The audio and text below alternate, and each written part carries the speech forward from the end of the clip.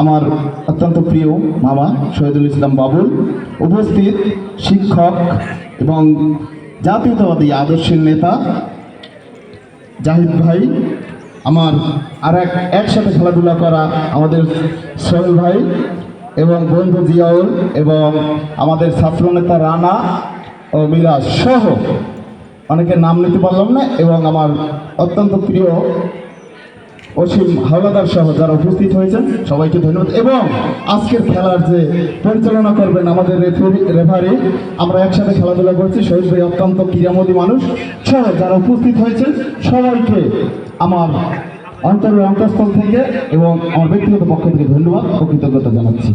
বক্তব্য দেওয়ার কিছু নেই, সংক্ষেপে একটি কথা বলি। আমরা একটি আদর্শের রাজনীতি করি। আমাদের নেতা দল শুরু করার আগেই তিনি 3টি বার কথা বলছেন শৃঙ্খলা শৃঙ্খলা শৃঙ্খলা, এবং খেলার মূলেই হল শৃঙ্খলা। এবং আমরা ঊর্ধ্বে আজকে খেলার সুব্যবস্থা নাই বিধায় হয়তো আজকে আমাদের ছেলেপান, আমাদের ভাই বন্ধু আজকে অন্য রাস্তায় চলে যাচ্ছে, তাদের সঠিক পথে ফিরানোর জন্য আজকে এই আমাদের মামার যে আন্তরিকতা এবং উদ্যোগ নিয়ে যে খেলাধুলার ব্যবস্থা করেছেন, এই জন্য তাকে কৃতজ্ঞতা এবং তার কাছে অনুরোধ, আমরা অন্য উপর কারো ভরসা রাখতে চাই না।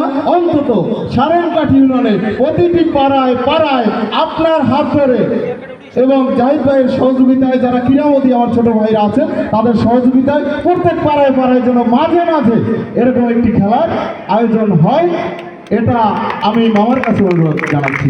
এবং খেলায় যে 2টি পক্ষ আছে, আর্সেনাল এবং আর্জেন্টিনা, ব্রাজিল, জুভেন্টাস, ম্যানচেস্টার সহ ঐক্যবদ্ধভাবে আর্সেনালকে মোকাবেলার জন্য যে 2টা দল উপস্থিত হয়েছে, তবে এখানে যে 2টা পক্ষ এখানে আছে কিন্তু এখানে কোনো পক্ষ নাই, এটা বুঝতে হবে।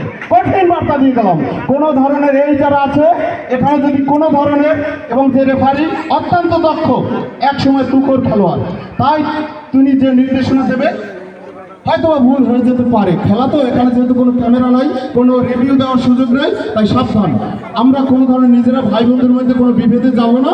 এবং আপনারা মাত্র 10-12 জনে খেলবেন, কিন্তু আমরা হাজার হাজার লোক চারদিকে আছি, কিন্তু আপনারা একদল হারবেন একদল জিতবেন, কিন্তু আমরা সবাই আনন্দ নিয়ে বাসায় যেতে চাই।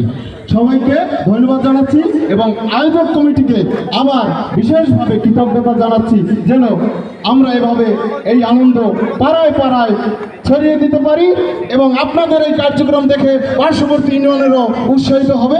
সবাইকে ধন্যবাদ।